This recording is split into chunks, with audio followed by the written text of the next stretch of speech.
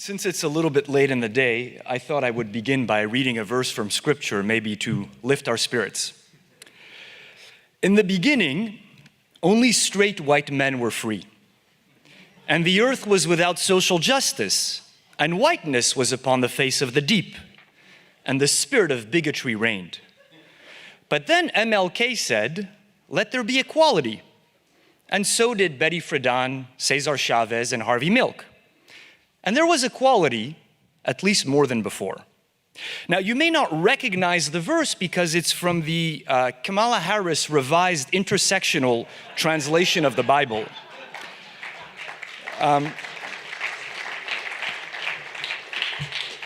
It's the one that is used all across the country in our schools, in our universities, in our churches, and in the culture. At the dawn of the 21st century, identity politics is America's unofficial state religion.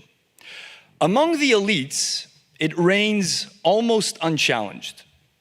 Politicians, professors, producers, pundits, Fortune 500 CEOs, tech gurus, journalists, and the coterie of other credentialed, famous, and successful people who comprise our ruling class, all of them worship at the altar of diversity.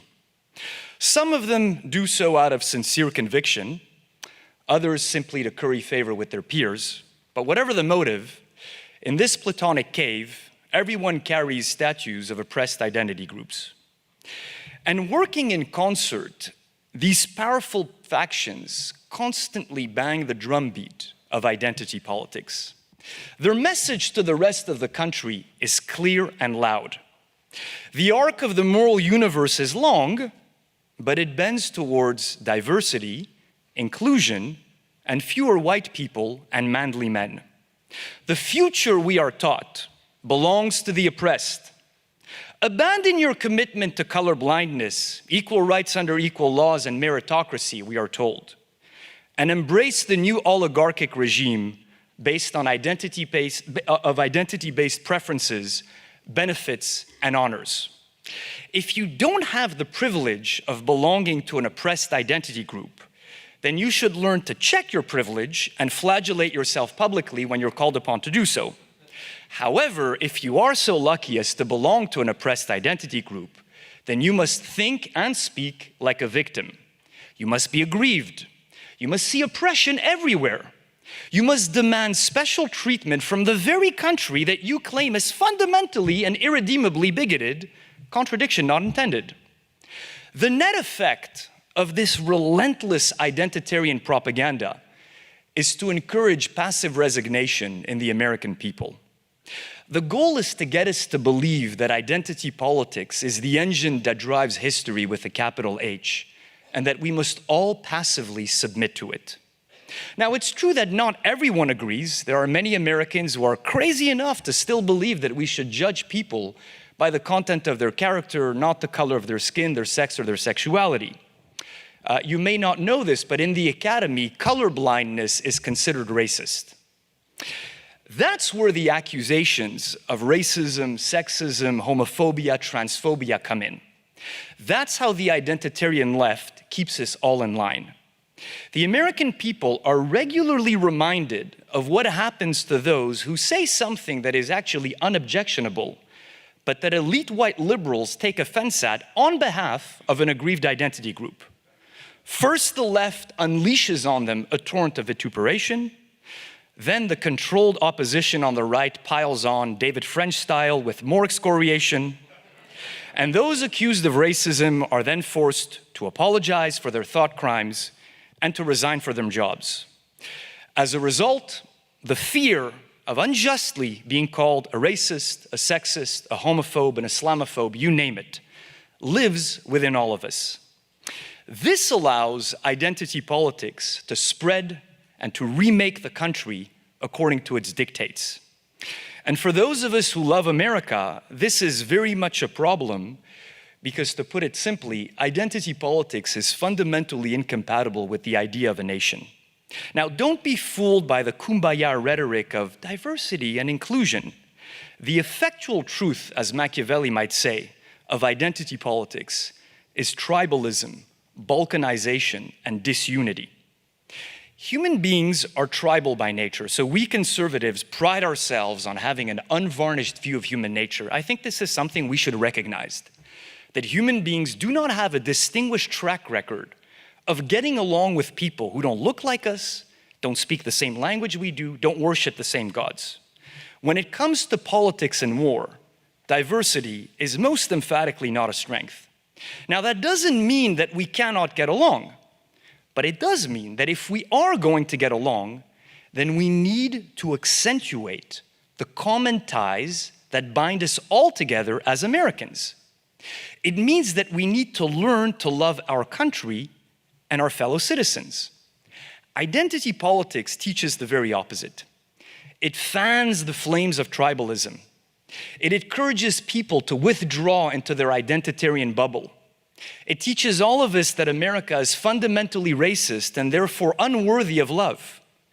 Allegiance, we are told, is owed not to our country or to our countrymen, but to the members of our identity group, the community we belong to. Identity politics destroys the possibility of civic friendship. And without civic friendship, you don't have a country. Let me also remind you that without borders, you also don't have a country. And identity politics necessarily culminates in open borders. It demands the abolition of borders. This is not some accidental bug that happens along the way. It's a working out of one of the fundamental premises of identity politics. The problem, according to the identitarians, is that white people are racist and that they've created these structures of oppression to keep down people of color. And because white people will never voluntarily relinquish their privilege and power, their numbers must be forever diluted through unlimited waves of third world immigration.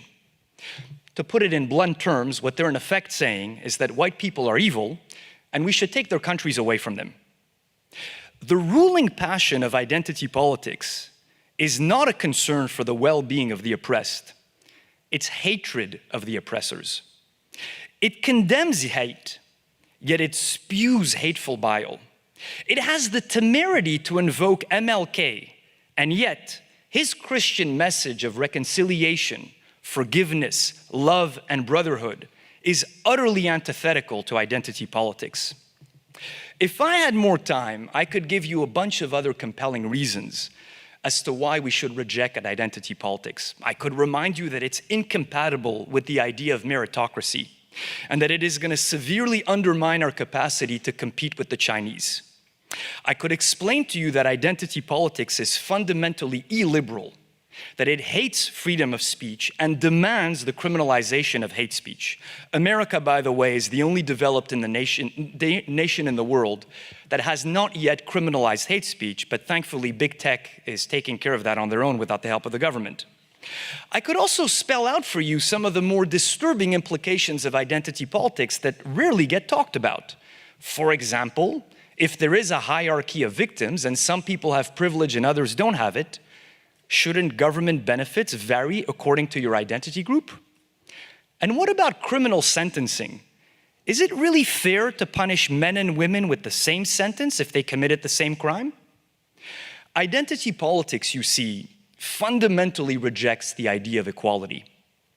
But what I instead want to do in the few minutes I have left is to briefly share with you some thoughts that I think can cut against the dominant identitarian narrative. They don't amount to an antidote. I don't possess one. I view it more as some help in clearing the ground to maybe see things a little bit more clearly in order to defeat this cancer of identity politics. The first thing I'd like to remind you is that identity politics is indeed very powerful, but it has not fully conquered the public's mind. Exhibit A is the election of the bad orange man. The elites and the media denounced him as a racist, and yet the people still voted for him. Why? Because they saw through their lies. They saw that he was actually preaching civic nationalism, that he was defending borders, that he was defending all Americans. I guess they anticipated what he would say in his inaugural address, that when you open your heart to patriotism, there is no room for prejudice. He gets the applause, not me. Now, we of course are very told, what are you talking about? I mean, he barely won. It was 3 states, 70,000 votes, and there was Comey and the vacancy on the Supreme Court. And do you remember Hillary? All true. But can you think for one moment, if Trump had kept the civic nationalism, the zero tolerance for cowardice in front of the left, and not had all of his personal baggage, it could have been a landslide. There is, I think, a very clear appetite amongst the American people for a more confrontational approach with identitarian fanaticism and for a more spirited defense of civic nationalism. Trump, let me also remind you, did better with Black and Hispanic voters than Romney did. Now, if you practice identity politics, this is absolutely incomprehensible, right? Romney was a racist, of course, but Trump was much more racist, and he did better with African Americans and Hispanics.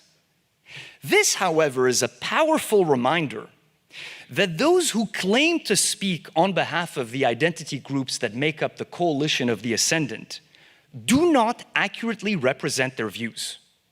White liberals and the leaders of activist organizations, I'm sure Bob can confirm this point, are far to the left of everyone on almost all issues. We cannot accept the identitarian lie that women, people of color, and the LGBTQ form monolithic communities that all think the same way and are all united in solidarity. These recognized identity groups are social constructs. They do not align with the real identities of people, and they conceal considerable tensions within them. Let me give you a simple example. Black Americans and African immigrants to the US are all lumped under the same rubric, African American, and yet they don't seem to have any cultural affinities, they don't seem to get along particularly well, and they don't even intermarry at high rates. Women, we are told, form a sisterhood against the patriarchy. But when it comes time to vote, single women and married women are two completely different political animals. It's also important to remember that the coalition of the oppressed is much less stable than we are led to believe. Let me put it to you this way. The privilege of being a victim can be revoked at any time. Women, for example, who do not want to compete with transgendered men in athletic competitions are told to shut up and check their transphobia. The Jews, who were once almost exterminated for being white, are now accused of being white Jews and having too much privilege. More importantly, the very fashionable concept of intersectionality recognizes that people can be oppressed along multiple axes at the same time. So it turns out that not all marginalized identity groups are created equal. Some are more oppressed than others and are therefore more equal than others. This, in closing, is the thing I would like you to see more clearly about identity politics. It's completely incoherent. It's filled with contradictions.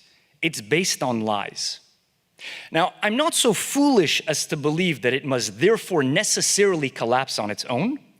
History makes quite clear that the truth does not always prevail, and sometimes it prevails when it's way too late. But I would like you to see that there is nothing faded about this dispensation, and that the true and old American creed of equal rights under equal laws, colorblindness, and civic friendship is within reach if we can find the courage to defend it. Thank you.